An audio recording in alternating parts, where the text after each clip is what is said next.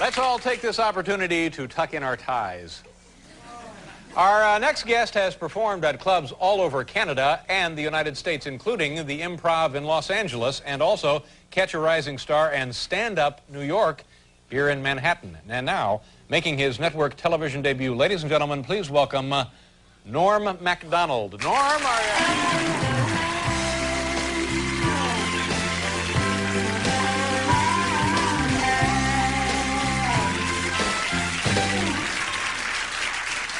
Well, thanks. Good to be here. I've been traveling around a lot, watching a lot of the TV, you know, and you've seen these new sports on the TV where they'll try to combine two sports together and make up a new sport. You know, like a guy will run a 100-yard dash and then fish.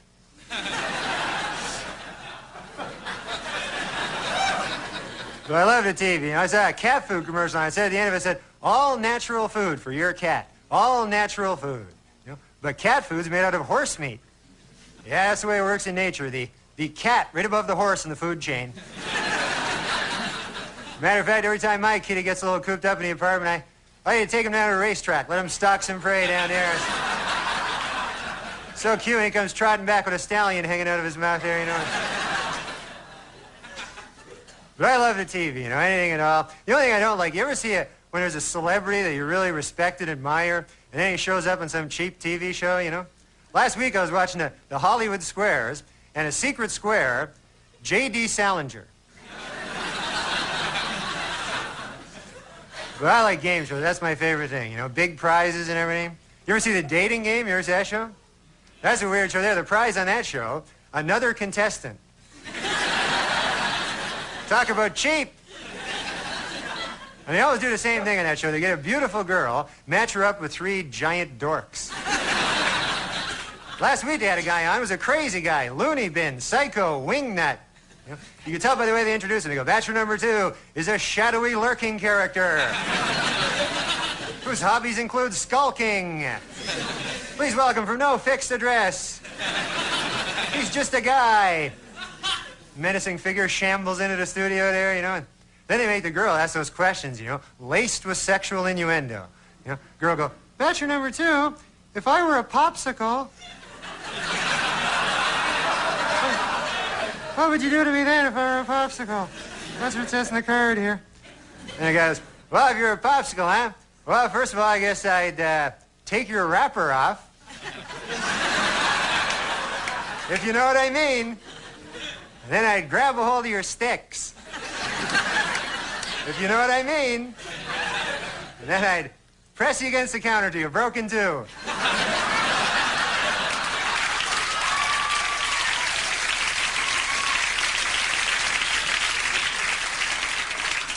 Put happy in the freezer till later.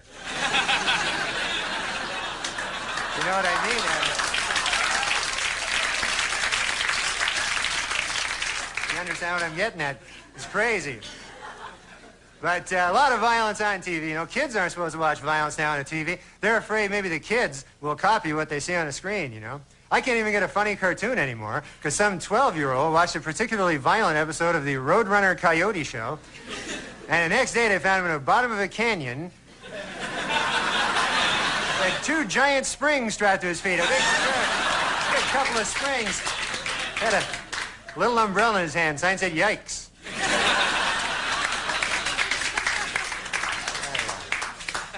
But there's violence everywhere. You know, I was reading in a paper, this guy, if you can believe this, a guy killed his family because the devil told him to.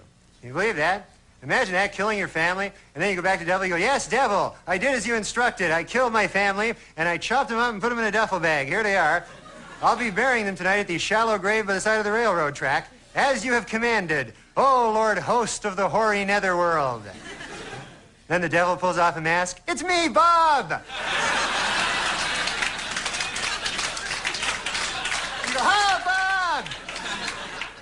Yes, you got me, Bob. You got me there. I got my family in a duffel bag over here. That's one for you there, Bob. This dirty dog.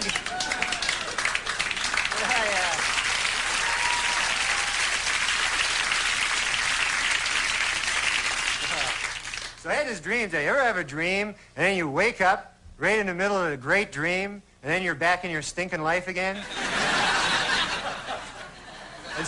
So then you try to fall asleep, re-dream it? Man, that never works. Always end up with some weird mutation of your original dream there, you know? Like in the first dream, I was in a pool with Christy Brinkley, and we were swimming toward each other, and then I woke up. So I fell asleep again. I end up shooting pool with David Brinkley. You guys have been great. Thanks very much.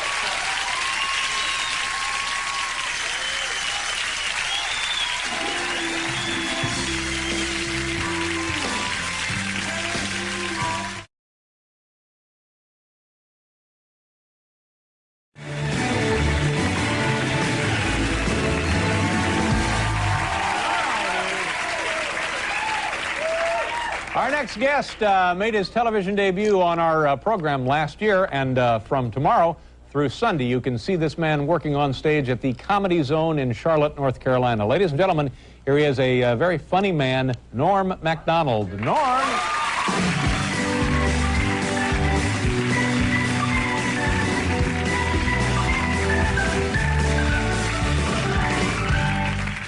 Thank you. Well, it's good to be here. I'm trying to become a better person now. You ever try to do that? I gave some money to a homeless guy there on the street today, and this is kind of odd. He had a dog with him. You ever see this? Homeless guy, he's got a dog. He doesn't have a home, you know, but he's got a dog, and you know the dog's thrilled with this deal, you know. Dog's going, hey, pal, I can do this by myself pretty well, you know. Like the longest walk in the world to the dog, you know. I'm trying to become a better person. Trying not to lie as much as I used to, you know. You ever lie for no reason, you know? Usually there's a purpose to your lies, but sometimes, you know, just a big lie will spill out of your evil head there. You know, you don't even know why, you know, like, a guy will come up to you and go, hey, you ever see that movie with Meryl Streep and the horse? And then you go, yes. Then in the back of your head, you go, what the hell am I lying about over here?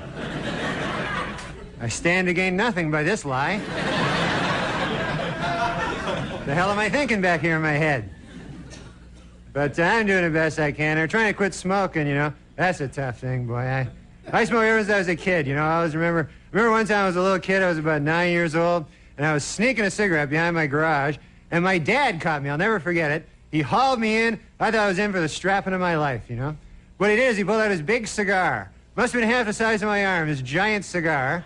Stuck it in my mouth, lit it up, made me smoke it all the way through, right to the end. And that's when I started smoking cigars real heavy. So that didn't work out later. Plan backfired on him. But my doctor, he's trying to talk me out of smoking. He showed me a picture, a smoker's lung. Oh! It was gross and disgusting.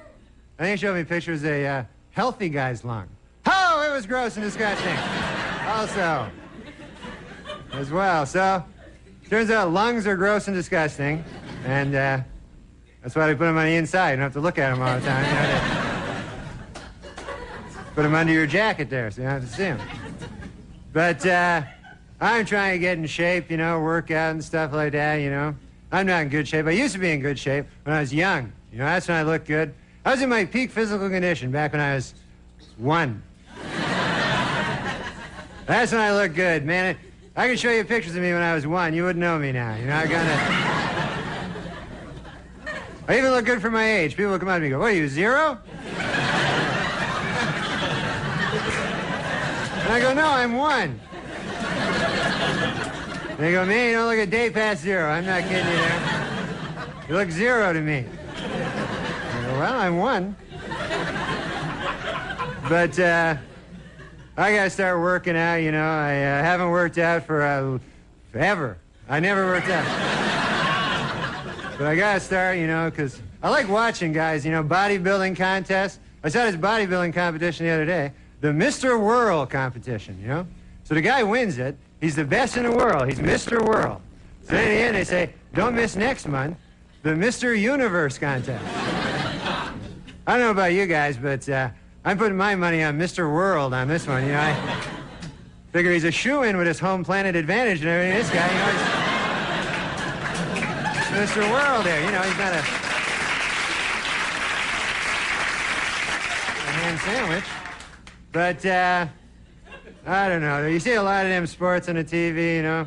Saw cliff diving. There's a weird sport, huh? Guy diving off a cliff, you know? And it's an odd sport. There's no way of telling who's a better cliff diver, you know? Like, if you survive at all, you know, you're a great cliff diver there, you know? There's only two categories in cliff diving, guy was telling me. There's grand champion and then stuff on a rock.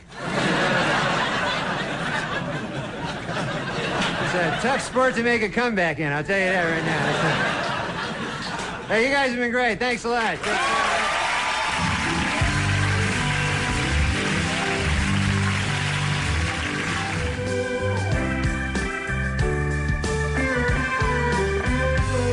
Okay, Norm, nice job. Very funny. Thank you, sir. And whatever you do, don't touch the microphone. Yeah. My thanks to Neil Patrick Harris as well, and of course Art Donovan. We'll see you folks tomorrow night. Good night, everybody.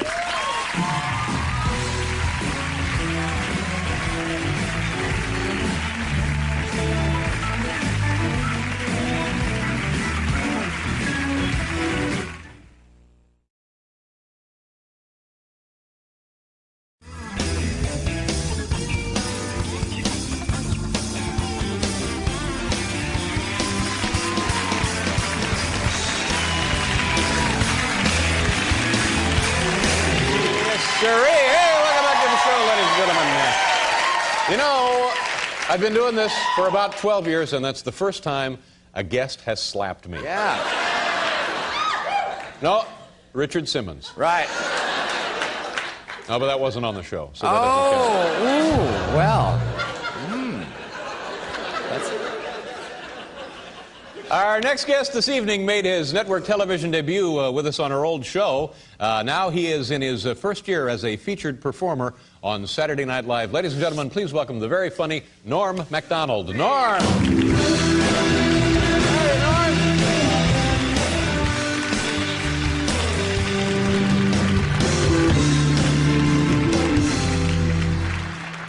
Thanks. Good to be here. I feel a little gross today. You know, I had some of them fish sticks. You ever have them? And they don't tell you on a package how many you're supposed to eat. So I had 40. So I'm feeling kind of gross or something, you know?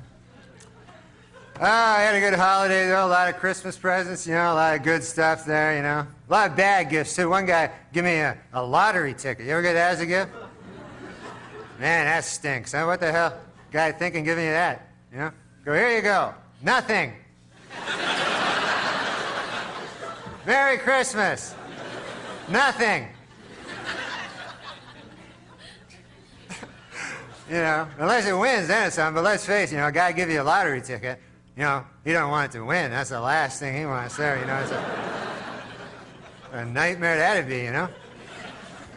Imagine that, you know, you get a call a week after Christmas there. Hey, Bill, what's happening? Yeah, I remember that ticket I gave you. 14 million bucks, huh? Good for you, Bill. Listen, what did you get me again? I can't remember. I know I got you the 14 million bucks, but I can't remember now. Oh, yeah, it was a cup.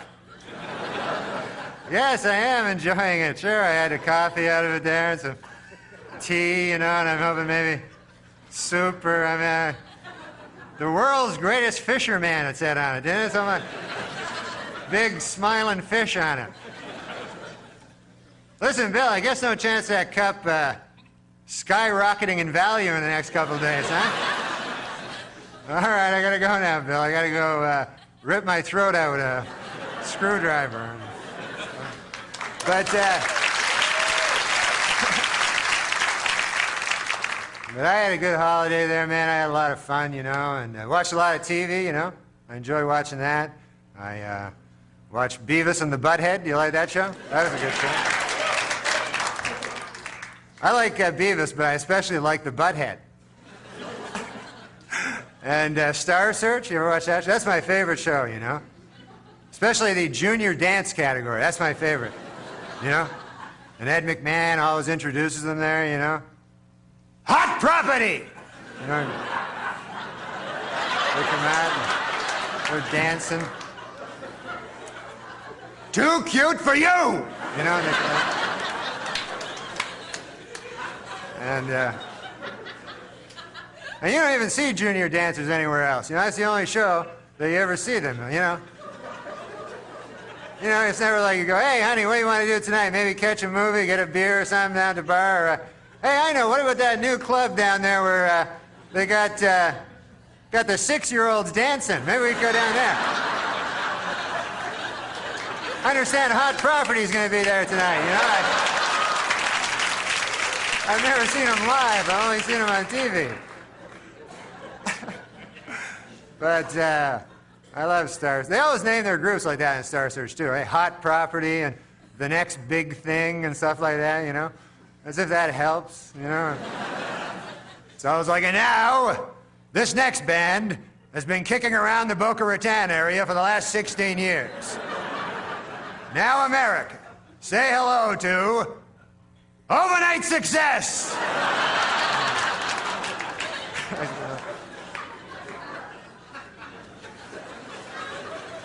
Then it always looks bad when they lose, you know. It's always, well, another tough decision for the judges. Our challengers, Overnight Success, receive 1 1/4 stars.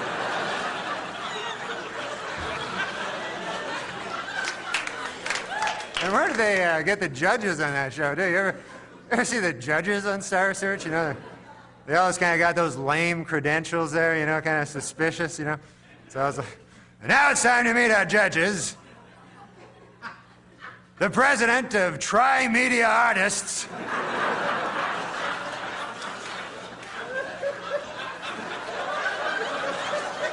He represents such stars as Meadowlark Lemon. Okay, thanks a lot, folks. There you go.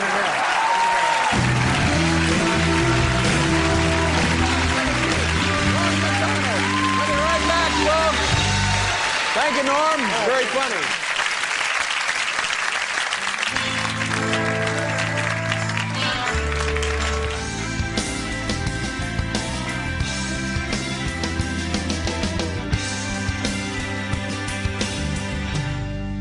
Yes, sir. Hot property. Norm, very funny. Thanks very Good to much. have you with us, and please come back anytime. It was great fun. Very, very funny stuff. My thanks to Terry Bradshaw and the hunky Jason Priestley. We'll see you tomorrow night, folks. Thank you very much for watching. Good night, everybody.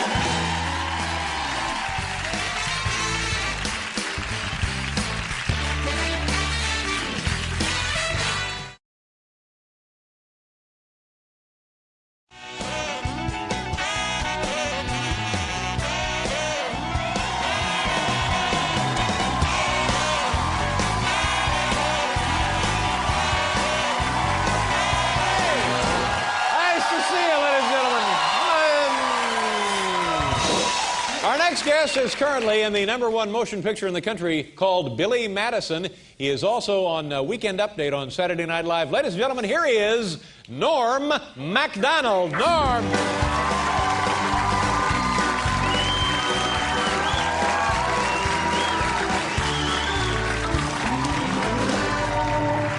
Thank you. Well, I'm feeling good. I'm a little tired. You know, I started working out today. I've been kind of putting it off. But I'm trying to get in shape. You know, I'm not in good shape. And I used to be back when I was young. You know, that's when I was in, oh, my God. Oh, back then? Oh, my God. I was in my peak physical condition back when I was like 1. That's when I looked good. Should have seen me back then. Holy God. You wouldn't know me now if you see me back when I was 1. I even look good for my age. People come up and go, what, are you 0? What? And I go, no, I'm 1. And they go, man, you don't look a day past 0. I'm not kidding you there. And I go, well, thanks, but no, I'm 1. So, I tell you, man, I'm trying to be a better person, I'm trying not to lie as much as I used to. If lie all the time for some reason. And, now I'm trying not to, because, sometimes there's a reason for your lies. Like you want to protect somebody's feelings or, screw over your buddy Larry or something like that. But do you ever just lie for no reason at all, folks? Just all of a sudden, a big lie will spill out of your evil head there. And you don't even know why, a guy will come up and go, hey, you ever see that movie with Meryl Streep and the horse? And then you go, yes. And then in the back of your head, you go, what the hell am I lying about over here? I stand to gain nothing by this lie. What the hell am I thinking back here in my head? But I'm having a good time. Bought a dog the other day. Man, I tell you, go to this dog store. These things are expensive, huh? These dogs, can you believe it? I had no idea. Guy tries to sell me this dog, $600, pit bull, $600 dog. And, I don't want to buy a big $600 dog. I was looking to pay, $1, something like that. $2, I don't know. My ceiling was $2, and this guy's talking 600. So the guy says, you want to buy? He says, this is a pit bull. This will protect your valuables. And I don't have a lot of valuable things there, folks. I don't own a lot, I buy a pit bull. That would be the most valuable thing I own. I'd have to buy something to protect it, I'd be out shopping for Wolverines, I'd be down at the Wolverine store the next day. But I don't want a pit bull. That's a crazy dog, man. Just rip your throat out, that dog, You don't want a dog like that. I don't even know where that dog came from either. When I was a kid, there weren't any pit bulls. And then, how the hell does that happen? Just dogs show up like that. What is that? It's like crazy. It's insane. But I never buy a dog. When I'm buying my dogs, I always think to myself, I go, hey, if this dog were to go berserk, would I be able to take him? I think that to myself. I got one of them wiener dogs, that's a nice dog. I could beat the hell out of him if I wanted to, I don't want to brag, but, I don't have any problem with that.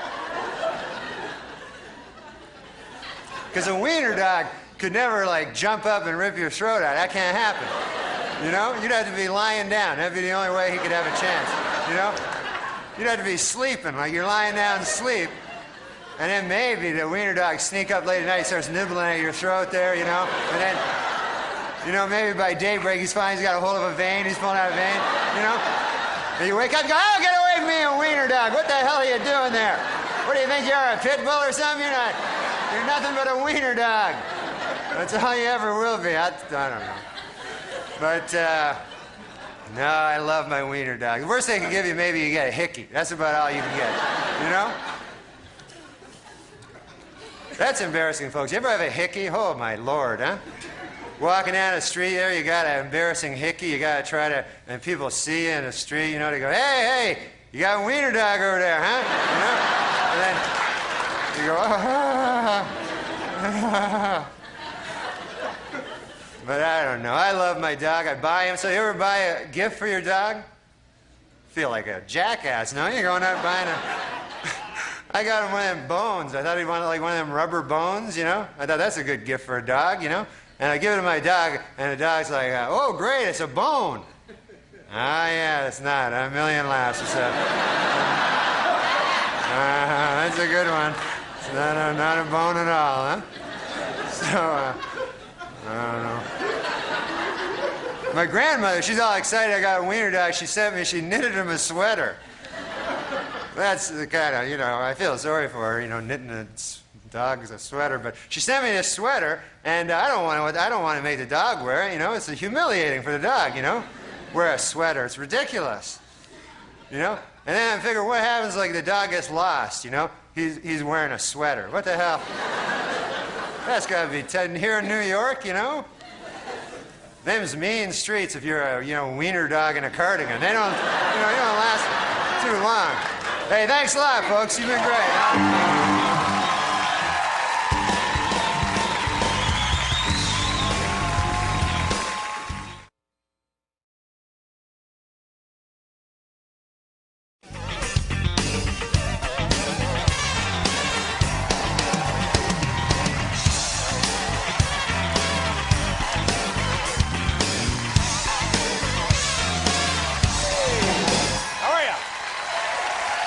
next guest is a very funny person. He is the anchor of the Weekend Update on the very popular television program Saturday Night Live. Do me a favor, folks. Please welcome him back to the program. Here's Norm Macdonald. Norm!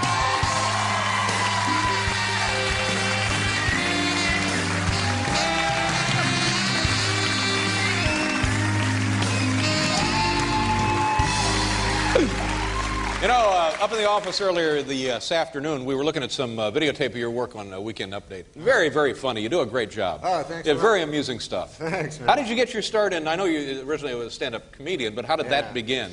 Well, I was in Canada, you know, and then, and so a lot of, we don't do much show business in Canada, and then they called me from the States to do the show, you know, Star Search? Star Search, yeah, Ed McMahon, the Star Search. Ed McMahon. Yeah. And so it was the international Star Search. It was a special Star Search. Because you're Canadian. Yeah, right. Hey, So I was in that, and then I lost. It was horrible. Oh. I got the lowest score like ever. Really? Yeah, and that's what they told me. And so I was up against guys that were much more international. Like there was one guy, he was from Africa, and he had like a big robe and a hat, and then another guy from Australia, and he had a hat too, and then I just had like a jag and a little tie. Yeah, you know? you needed the hat, sure. I didn't have a hat. So, and plus all my stuff wasn't funny, and that didn't help. No, that's no. All the hats in the world won't help that. So I went on. It was really humiliating. You know? I'm sorry to hear that. And nobody laughed. Even Ed didn't laugh. I knew I was doing bad. Ed McMahon wasn't laughing? That's what he does for a living. Yeah, more or less, sure. So, he was taking some time off while I was out there. And he was just glaring at me there. And but he was a good guy. He always makes it dramatic, tries to make it dramatic. Yeah. You know? It's a big moment. Yeah. Sure. So even if it's, you know, everybody knew I was going to lose. But you have to go out with the other guy and with the guys with the hats, and I knew I was going to lose. And then, you know, he goes like, another tough decision for the judges. And that was the only time I heard laughter when I was on stage. And, he said, all right, yeah, Canadian champion Norm Macdonald receives 3/4 of a star. That's not good. No. That's not good at all. I figured out later that to get 3/4 of a star, 3 guys had to give me 1 star, and then 1 guy gave me none. Terrible. I worked it well, out. you've persevered and succeeded in spite of that. One of the nice things when you do a weekly variety show like Saturday Night Live, and you have a different guest host each week, you get to meet a lot of really exciting, famous show business luminaries. Yeah. I don't know a lot of them, though. You know, they're like famous, like they're kind of famous, like hot guys. The guys that are hot, Sure, yeah. they're hot Yeah. at the time, and I don't follow it that much. And I don't know, unless it's like the Fonz or something. I don't know that many famous guys. And so everybody around the office, they're excited. It's a buzz. Know? Yeah, they go, hey, Norm, man, you wouldn't believe who's here this week. You're not going to believe it. And then I go, what was it, the Fonz? And they go, no, it's that guy, Courtney Johnson from the L.A. Detective Story show, you know? And I go, yeah, he's good too, you know? And then, I don't follow it.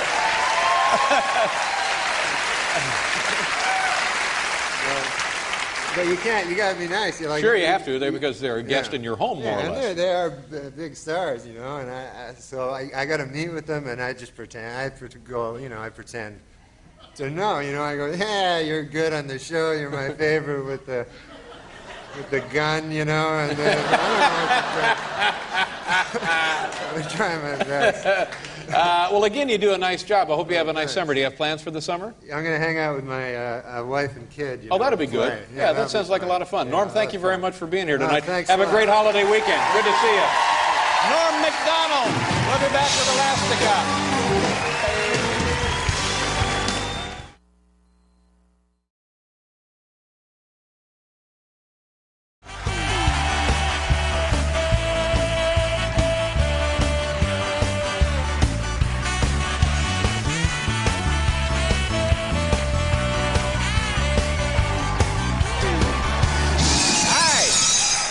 Welcome back to the big broadcast, ladies and gentlemen. I want to tell you that Mia Farrow is something very, very appealing about her. She's the greatest. And a fine actress, and you think about the life that she's led.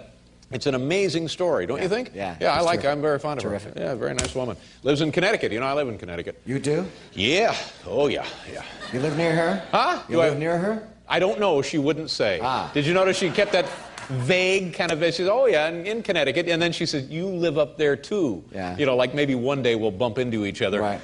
Exit 40 on I-95. Well, look, there's Mia Farrow and 18 kids. That's nice. Could be. You know, ladies and gentlemen, I don't need to tell you that our next guest is the very funny anchorman of the Weekend Update on the wildly successful and popular television program Saturday Night Live. When is that show on, Paul? It's a Saturday night. Saturday night Yeah, it is? Yeah. When do they film the show? Well, do you they know? don't film it. They don't film it? It's live. Oh, it's live. Yeah, it's a live show. They do it on Saturday Night Live. Saturday Night Live, yeah. So we're seeing it as they're doing it. It's live on Saturday night. I'll be damned. Ladies and gentlemen, how about a nice welcome for Mr. Norm Macdonald. Norm, come on up.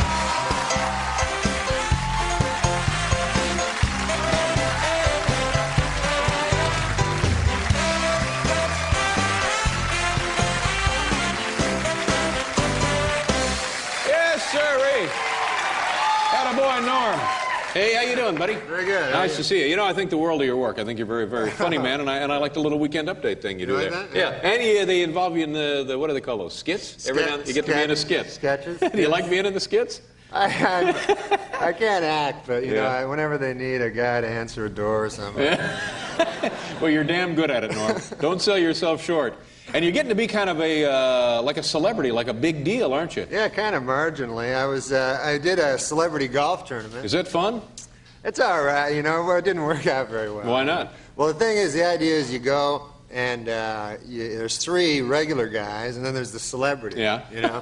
So it'd be like a guy from the Rotary Club, a guy from the bank, a guy from the Kiwanis Club, and you playing a foursome. And so I showed up there, and there were 3 guys there. My tee time was like 10:15, and so one of the guys, he says to me, we were just standing there, and the guy says to me, he says, hey, I wonder who our celebrity is.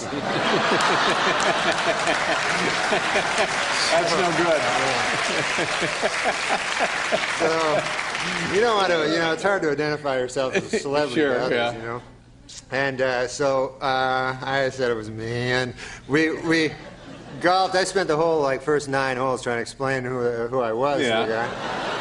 And plus, there were other guys. They were like celebrity spotting. They were like envious of all the others. So then I was like, "Hey, Scoey Mitchell, look at that over there," you know. Or there's Chachi. I was even doing it, you know. And It's kind of a thrill for you as well. it was pretty cool to see these guys. And plus, it doesn't help that I'm no good at golf. I stink at golf. Not so, very good. You know, not only, you know, I'm in the woods all the time trying to find my ball, and they're on the fairway going, "Hey, where the hell's that guy? We don't know who he is," you know. It sounds like a fun outing, though, all in all. Yeah, it was fun. Now, when you go out, generally, I would guess, though, that people usually know who you are when you're walking around New York City, especially.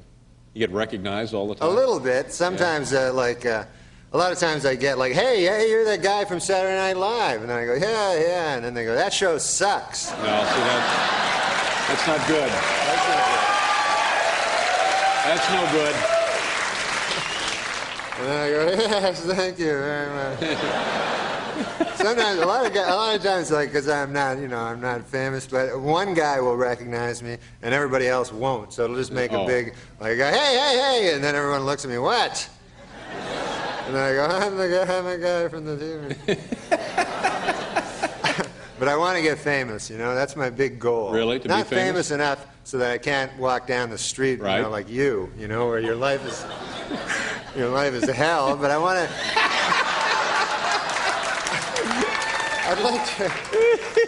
I'd like to get famous enough so that if I ever had problems with my liver or something, I could get another one quick. You know, that You want to go to the top of the list. yeah.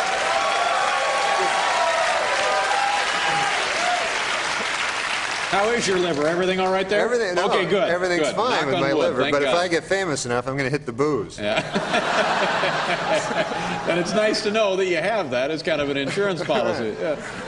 But I know you, in addition to the television work, you've done films. You've worked in movies. You've been in a couple of films, haven't you? One. Yeah. Do you like that kind of work? Yeah, I'm not a good actor, but I was called Billy Madison. Was my buddy Adam Sandler put me in the movie? Yeah, I remember the film. Because sure. I had nothing to do that summer. Needed a guy to answer the door. Right. Yeah. So it was a lot of fun, but it was in the heat, and at one point I passed out. No. Yeah, I was supposed to be lying on a lawn chair. That was my big scene. And they tell you to do something funny, and so I was lying on the lawn chair, and all of a sudden it was like so hot out. I got later they told me sunstroke, and then I passed out. You're out. And then they chucked a bunch of ice on me, and I woke up, and they were very concerned because I guess if a guy dies on a movie, it's not good. No. No. No. Especially a guy that they didn't even like in the movie in the first place. Puts a real damper on those ticket sales. Yeah. So you're all right, though. It wasn't your liver. Yeah. No, okay. No, it wasn't my liver. Yeah. You're Canadian, right? Yeah, I'm from Canada. Yeah, where about in Canada? Quebec City. Quebec City. Yeah, you know that? Yeah, yeah. Now, are they removing themselves from the rest of the province in the country? Yeah, they're going to be leaving. They really? Yeah. Did that vote go through? Wasn't that a referendum or something in Canada? Yeah, they're French. Yeah, I understand. So we don't really care. Oh, you don't care?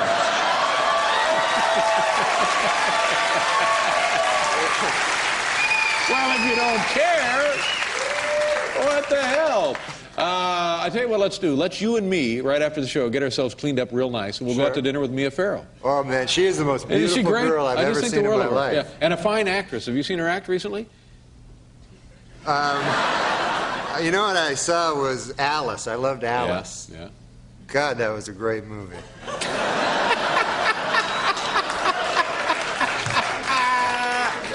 All right. Norm, let's see, is the show, you doing a show this weekend? Yeah, Who's the big Gabriel host? Byrne's in it. Yeah, Gabriel Byrne, fine actor. He's great. Yeah, He's yeah, famous. He can yeah. get a liver like that. There you go. Norm Macdonald, ladies and gentlemen. We'll be right back. Thanks for that.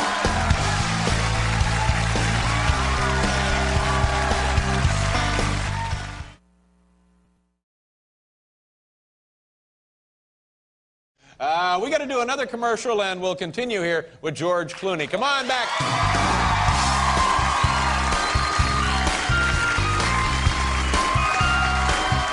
I'm thankful because there's a new word in the English language, and this year I get to OJ the turkey. I'm thankful for my wonderful new baby boy, who is a pure joy and is currently dating Cher. No one had touched before, and you're doing the same thing with the work that you're trying to do and the way that you're bringing humor to folks. It's like you and Jessica was talking earlier. This is a crazy time to have anything even mildly opinionated. Well, you got some opinions, don't you? Yeah, I gotta say, before I even get into Jessica was hot. She was hot. I don't know how to feel about that. I mean, I was sitting there watching her like, am I feeling what I'm feeling? Like, she's like white Tina Turner. She was just, her legs look good. Dude, what am I, cat food? No, come on, woman. You know how, you know what, but you know how it is. Okay, yeah, okay. Come on. Yeah, uh-huh.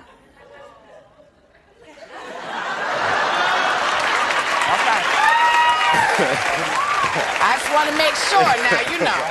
People always give me trouble. I just want to show I can turn a brother out, too. No, ain't no question. You know? Shoot. Listen, what do you think about all this war stuff? What's your opinion? Well,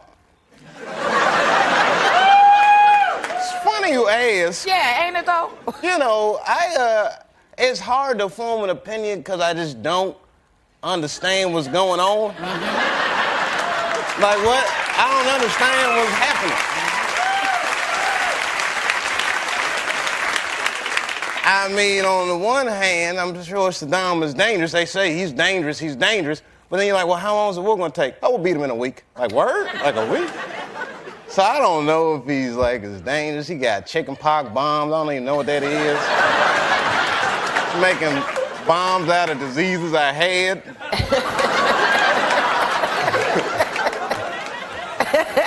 You know what I mean? Yeah. Like, you know, and then it's like Colin Powell comes up with his evidence.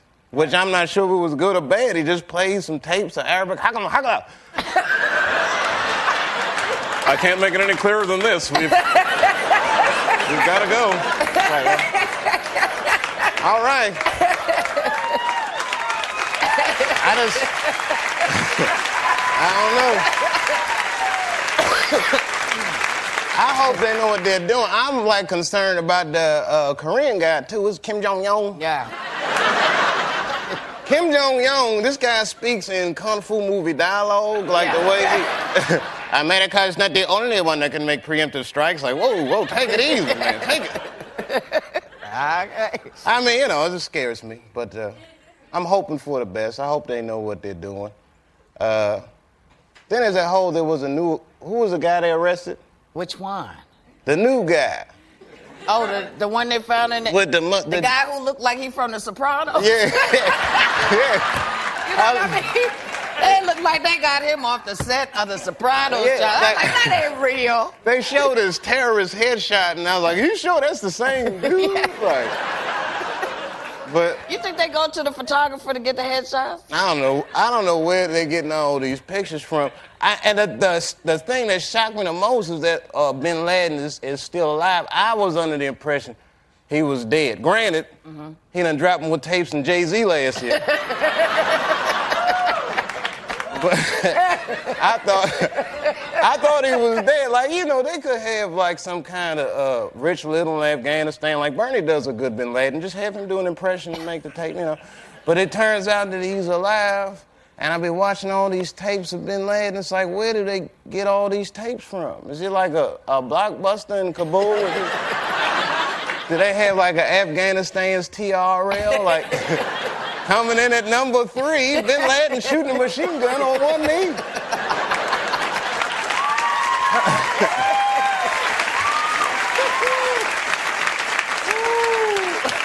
Coming in at number 2, gassing the puppy. Ouch. I know it was a bad tape. I'm just... So are you, along with doing your show, are you out on the road? Are you doing live performance? I stay on the road. I'll be in Chicago soon. And somewhere else I'm going. I'll be on the road till like May. But I'm like, But you're not sure where? Nah, you know, Chicago soon isn't... I know. I want to give people a little more information. I mean, people in Chicago, just check your local comedy listings. I'll be the black one with the camera. And I don't know what else. I don't know where I'm just going to get on the tour bus and just roll, man. I got plenty of jokes. I make jokes fresh daily. Oh, yes? Oh, yeah. Yes. So you like the Dunkin' Donuts, huh? Yeah, time to make them donuts. Well, baby, I am glad to see you. The show is on Comedy Central. What days? Oh, Wednesday at 10:30. Yeah, got to push that. Wednesday. Look at the people and tell them. Everybody. Wednesday at 10:30. Chappelle Show.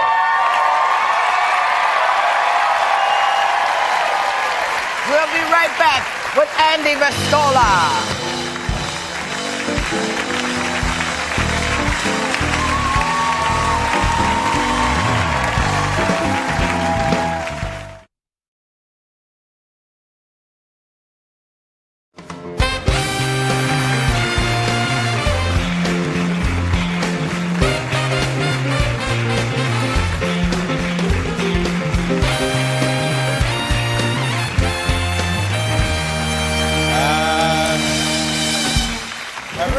A very funny gentleman whose television program, Chappelle's Show, begins its second season January 21st on Comedy Central. Here he is, Dave Chappelle, everyone.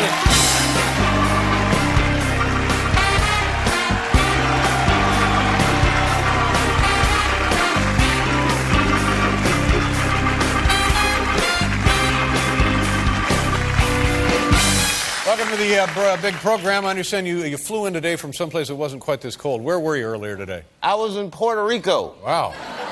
Nice going. No offense, everybody. It was fantastic, Dave. What were you doing in Puerto Rico? Vacation, I guess, huh? No, it was a corporate retreat for the good people at Viacom. Really? Yeah. And what was that good, or I don't know? It was great. Yeah? Yeah, I was nervous, you know, because I've never been to anything so corporate before, but they know how to have a good time. Right. You know, and I was surprised how diverse the Viacom corporate hierarchy is. Mm-hmm. I mean, I met all 4 of the black people. Nice.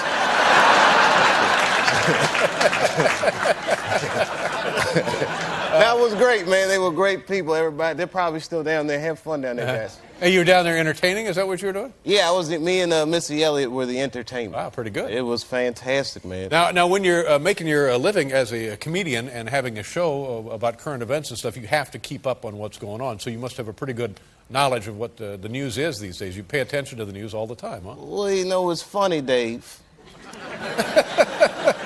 In Puerto Rico, right, I started seeing, like, you know, I was meeting a lot of people from overseas. Yeah. And these people, they're very edgy. They don't like Americans so much anymore, I'm starting to feel. They wouldn't say they don't like Americans, but they'll say things that would just mean, like, you know, statistically, Americans are the fattest people in the world. And then, first of all, they're talking to me, so it sounds crazy. That's right. And second of all, I said, we supposed to be fat. We're rich. That's how we roll. Yeah. It's like, if you notice, when we bombed Afghanistan, we dropped food on them first, just so they know the fat people are coming, man. Don't mess with us. We got food to drop. How we roll. Yeah, that's the way that worked, I guess. Yeah, and then I went on this is weird, I went on a vacation with a white friend of mine, Chip, and we went to Africa. Mm-hmm. Now, here's the irony of that. My white friend loved Africa. I had a terrible time. Is that right? Yeah, well, my whole thing was like, it was just too much crime and poverty and disease. I could go home to D.C. if I want to see that. But Chip was just like stepping over people. Excuse me, you with the sores on you, I'm trying to find my resort. And then he'd go up to dudes like, pardon me, you with your ribs poking out. Do you know which way Wendy's is? I'm starving. I'm completely famished. It's not, yeah. And you mentioned Washington, D.C., but you actually live on a farm in Ohio now. Is that right? Yes. How did that happen? Are you originally from Ohio, or do you? It's a long story. My parents split up, and my dad lived in Ohio, and then I moved out there in my adult life, and I learned like how to milk a cow, which I had never done before. Actually, I milked a goat, but it takes a lot more finesse than you think it does. You know what you do is you squeeze the top, and then you take these 3 fingers and you just kind of milk it. Right. Your inclination would be to pull it. Yes. The adolescent in me just wants to.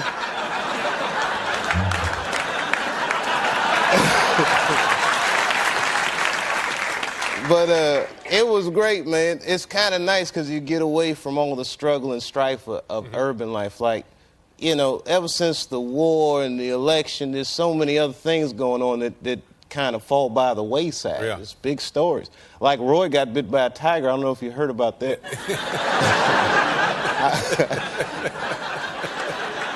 I know it's not a nice thing to bring up on a comedy show, you know. And what made me feel worse about him getting bit is that I didn't have tickets.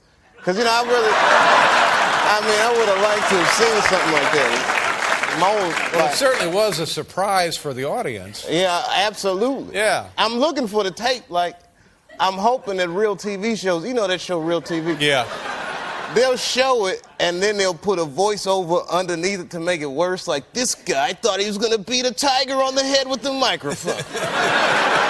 It looks like the tiger's in control of this show, Roy. You know. That was a big one. A lot of stuff happened. There was the blackouts. My God, wasn't that awful? It was really scary. Yeah. You know who actually enjoyed it, though? The homeless. I went outside, they were all like, well. It's not as easy as it looks, is it, Dave? That was a big deal. Yeah, it puts everything in perspective then, doesn't it? Yeah, it was crazy. Yeah. Now, do you when you're out there in the farm, do you miss the city? No.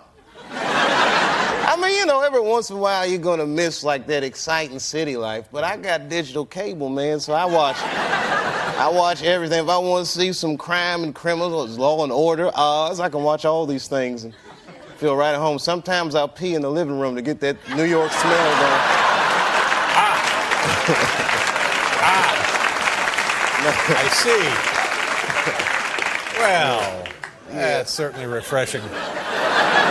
And everybody's so much more conservative than me out there. I mean, from like just personally and politically, like, you know, politically. I almost went to this war demonstration. I almost went. Until I saw what happened to them Dixie chicks. I said, forget that. If they do that to 3 white women, they're going to tear my black ass to pieces. Or just stay in the house and hope for the best. Well, now tell us about the second season of Chappelle's Show. Tell us about the show, and then tell us about the second season. Well, It premieres January 21st, I know that. First of all, I got to say thanks to everybody who watched, because I'm amazed that I even get a second season. Well, that's good. Yeah, I'm very excited. But my show, it's crazy, man. It's a sketch comedy show. We shoot all the pieces like remote pieces. We shoot them on location. So it's kind of like doing stand-up with visual aids. It's a real personal show. And at times, I guess we walk the line of edgy, which is not what I'm doing on purpose. It's just that, you know, I'm used to working nightclubs. If you do a nightclub act, you know, anywhere but a nightclub, it seems edgy. That's right. So the show is insane. Yeah. The show is insane. It's insane. It looks crazy. Well, good. I'm not crazy, but it looks well, I thank you very much for leaving Puerto Rico to come up here tonight. Man, are you kidding? It was an honor, good man. Good to see you. Thank you very much. Good luck with the show. Dave Chappelle, ladies and gentlemen. We'll be back with Carmen Electra.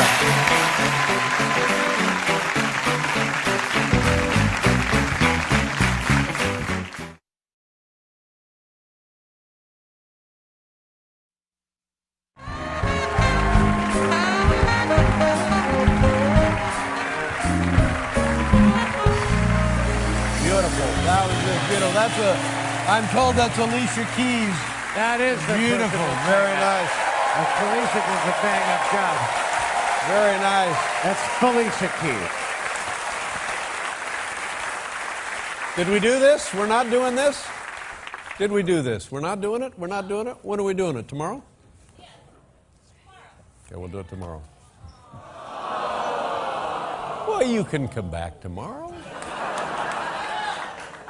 Ladies and gentlemen, our first guest, a very funny man, and you can see him performing at Radio City Music Hall. That's a pretty good gig. That place will seat like 6,000 people, and it's not going to be one night. It's going to be multiple nights for this guy. It's sold out at Radio City Music Hall in like 10 minutes. 10 minutes, ladies and gentlemen. I'd like to see you do that. You can go over there and see him if you got tickets, June 18th through the 22nd and June 24th through the 26th. Oh, my goodness, the guy's moving in. Please welcome back to the program Dave Chappelle, everybody.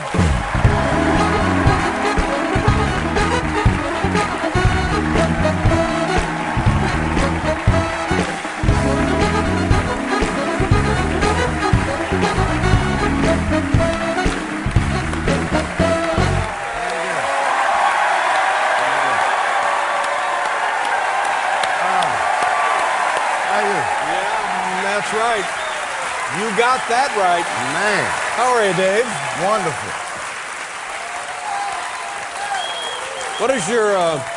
What's your middle name? My middle name?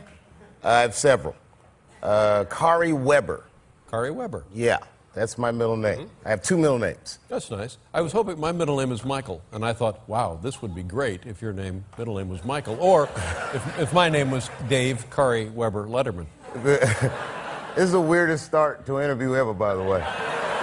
And I never knew that your middle name was Michael. Yeah, well, there you go. How I about don't know how I'm going to use this information. Yeah. I'll think of something. Now, wait a minute. You came here with the expectation of leaving with useful information? That's your first mistake, my friend. You never know. You never know when it comes to Now, let's talk about this Radio City Music Hall gig. You've been there once before, maybe other times, but at least once before, right? Yeah. Well, when was that? When I was maybe 19, I opened for Aretha Franklin at Radio City. Wow. 19? Yeah. Looking back on it, I'm sure she didn't choose me herself. But it was great. It was great. I always want to go back as a headliner. So. Oh, my God. But 19, And like when I was 19, I had a paper route. But looking back on it, were you prepared at 19 for that kind of a gig? Yeah, it was 15 minutes. I had about 30 minutes then. Mm-hmm. You know, I was prepared enough. Yeah. I mean, was I as good as Aretha Franklin? No. Well, no. But my job is just to get people used to looking at the stage. I'm the opening act. Yeah. It mattered to me if I did good, but nobody really cared. Is this, now, at a big gig like this, they have a rehearsal? Do they have a walkthrough? Do they have like a sound checks and that kind of thing? I don't know. I imagine there'll be a sound check. You know, you can either go or send a guy. Right. But when you were 19, did you go for a sound check? Well, I skipped it, which was a terrible mistake. That was a mistake. It was a terrible mistake. I skipped the sound check, and nobody could hear me for the first 3 minutes. Mm-hmm. But you know what it is, Dave? You've been a stand-up for many years, and you know, you probably get that question when people say, oh my God, you're a comedian. Well, what happens if you go out there and you tell your jokes and no one laughs? Mm-hmm. Nothing happens. You get paid the same, you're not going to die, nothing bad happens. So I keep it all in perspective. It's not the... Well, good for you to keep it in perspective, because it's something that I was never able to keep in perspective. And believe me, I have been on more bombing runs than the Enola Gay.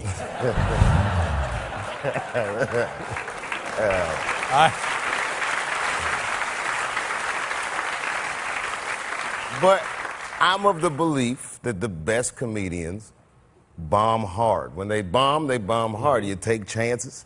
Sometimes you fall flat, sometimes you do great. I think that's, my favorite comedians did that. Now, in having this discussion not so very long ago with Jerry Seinfeld, he said that when he's in a situation where he senses that things are not going his way is when all he does is rely on the material. He doesn't worry about anything else. He just goes right on with his material, and sooner or later he will prevail. Do you have that experience? Not at all. No. No.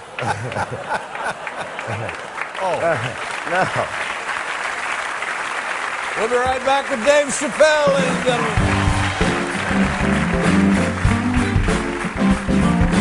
If you love you, I love you, I love you, I love you. Dave Chappelle, Radio City Music Hall. We haven't seen you in 10 years. And tell us what you've done. I believe this is correct. Since the last time I saw you, you now have 2 additional kids. Is that correct? Yeah, I'm a baby-making machine, Dave. Congratulations. That's how I like to chill. How old are the kids now? My youngest is 5. She has a brother that's 11 and a brother that's 13. 11 and 13. Tell me about 11 and 13. What is that? Is that good? Is it trouble? Can you smell trouble from here? What are we looking at? Yeah, you know, you see yourself in your kids. Yeah. So the boys, I know what they're up to. Like when my son's like, I'm going to my room. I'm like, yeah, I bet you are. I know what you're gonna do up there. But maybe it's not as bad as when I was. I don't know what he's doing up there, you know. But you have a hunch. I have a hunch. I got my suspicions. Mm-hmm. And the little girl, how's she doing? She's actually backstage. That's nice. She's couldn't find a setup. Yeah. It's 4 in the afternoon. It's a little hard, you know. I think that the part of me that's a comedian is reflected the most in her. Really? Yeah, whatever that thing is that makes a guy funny or want that kind of attention, she's got that more than her brothers. They all have it, but she's the next Jedi.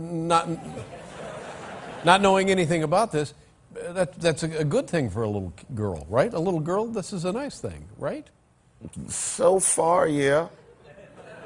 You know how it is. It starts out cute, and then by the time you're a teenager, it gets a little, you know, it can be wild. I don't know what she's going to say. Yeah. She's her own person, though. It's interesting to see someone come out. Yeah, that's the way it works. 5 years into it, she's already doing her own thing. Now, you had the Dave Chappelle show at Comedy Central, and then you didn't have the Dave Chappelle show at Comedy Central. And in comedy, the reason most people have a show and then don't have a show is because they say, well, we don't want you to have a show anymore. But that wasn't the case here. The case here was you said, I guess you said, I don't want your show anymore, and you took a hike. It's you worse really than took that. it's worse. Yeah. Well, now, are you tired of talking about it? It's 10 years, of course you're tired of talking about it. I don't talk about it. It's like, you know, I just, you know. Listen, here it is. Technically, I never quit. I'm 7 years late for work.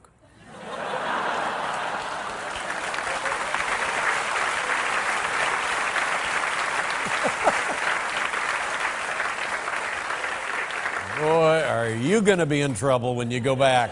Well, you know, no, it's like getting divorced in the 50s. People didn't go to divorce court. They just look at their wife like, baby, I'm going to go get a pack of cigarettes. I'll be right back. And then they just leave with the clothes on their back and make a go of it. Yeah. There wasn't even internet back then. You could move 11 miles away and have a whole new life. 11 miles. Yeah, that's all it would take. I've never seen her again. Just stop going to the same places. Is this yours or mine? It's yours. Wouldn't that be weird if I drank your water? Not at all. But so there was a wild speculation, and is there anything that we don't know that we should know, or something we do know that we shouldn't know? Huh? Let's just say I'm you, and 10 years ago I don't one day go to work. And you just stopped coming. I stopped coming to work, and that's what you did. Am I right about that?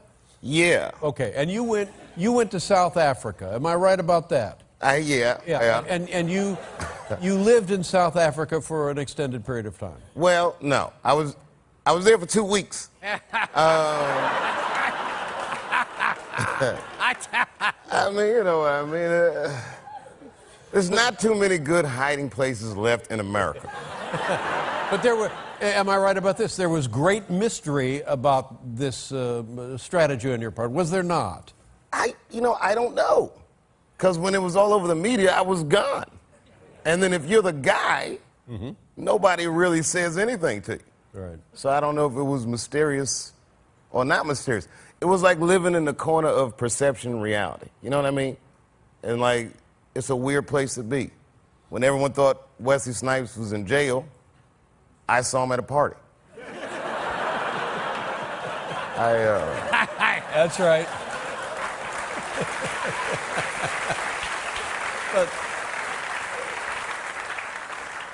But here's what I remember about it.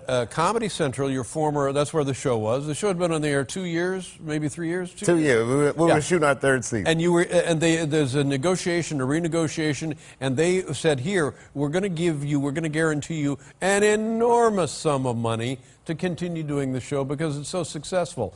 And then, apparently you agreed to it, and then where did he go? The show stopped and never came back. And like you said, 7 years later, you're just late for work. So a decision was made. You made a decision. Oh, yeah. I made a series of decisions. Do you regret saying, I don't want this enormous sum of money? Well, okay, look, Dave. It's very hard to go through something like this because no one's really done it before. So there's not too many people that don't think I'm crazy, right? So I look at it like this. I'm at a restaurant with my wife. It's a nice restaurant. We're eating dinner. I look across the room. I say, you see this guy over here across the room? He has $100 million. And we're eating the same entree. So, okay, fine. I don't have $50 million or whatever it was. But say I have $10 million in the bank. The difference in lifestyle is minuscule. The only difference between having $10 million and $50 million is an astounding $40 million.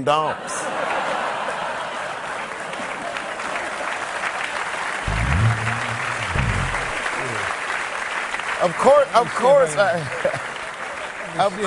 would like to have that money. You're right. It's $40 million is the difference. Yeah, you know, because when you quit, like my friends will try and make me feel better, but no one's been through that, so they'll say not stupid stuff. It's nice, but they'll be like, well, you know what, Dave? At the end of the day, you still have your integrity. I was like, yeah, it's great. I'll go home and make the kids some integrity sandwiches. It makes no sense at all. It's like there's nothing anyone can say It's just you do what you feel like you need to do. Right. At Well, any given okay. time. Well, there you go. That's the answer. And how do you feel with doing what you felt you needed to do? The very complicated answer. Because I've felt a variety of ways in the last 10 years. You know, whenever there's something that I'd like to have, that I could have afforded, that I can't now afford, well, then I'm upset about it. Mm-hmm. But then when I see a guy going to a job that's time-consuming and he doesn't have the free time to do the things that I get to do, then I'd feel good about it. Mm-hmm. But overall, in your heart, in everyone's heart, we know money is not the answer or the solution. Money is the fuel for choices. Money gives me choices. So that's not nothing. It's something. I can choose when I want my kids to go to school. I can choose what I want to eat in a given day. It's not the end, but it's not the end-all, be-all. There are other things in my life that I did not purchase with money that are very valuable to me. That's right. And let's just say you had the $40 million. Who's to say you would be a happier or better person? I think I might be a happier person.